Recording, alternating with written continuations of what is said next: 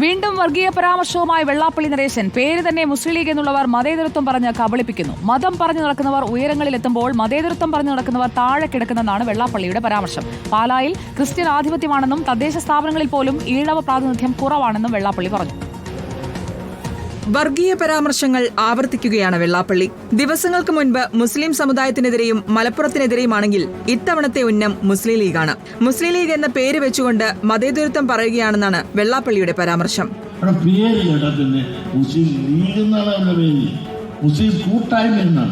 അവരാണ് മതേതരത്വം നാഴികത്തും പറഞ്ഞുകൊണ്ട് നമ്മളെല്ലാം കബളിപ്പിച്ച് അവരുടെ താഴത്തിൽ കൊണ്ടുവച്ചതിന് ശേഷം നമ്മളെല്ലാം വഞ്ചിച്ചത്. പാലായിൽ ക്രിസ്ത്യൻ ആധിപത്യമാണെന്നും വെള്ളാപ്പള്ളി പറഞ്ഞു. താൻ പറയുന്നതിനെ വർഗീയ പരാമർശങ്ങളായി മാധ്യമങ്ങൾ വളച്ചൊടിക്കുകയാണെന്നും വെള്ളാപ്പള്ളി കുറ്റപ്പെടുത്തി. കോട്ടയം രാമപുരത്ത് SNDP ശാഖാ നേതൃസംഗമ ഉദ്ഘാടന പ്രസംഗത്തിലാണ് വെള്ളാപ്പള്ളി വർഗീയ പരാമർശം നടത്തിയത്. റിപ്പോർട്ടർ, കോട്ടയം.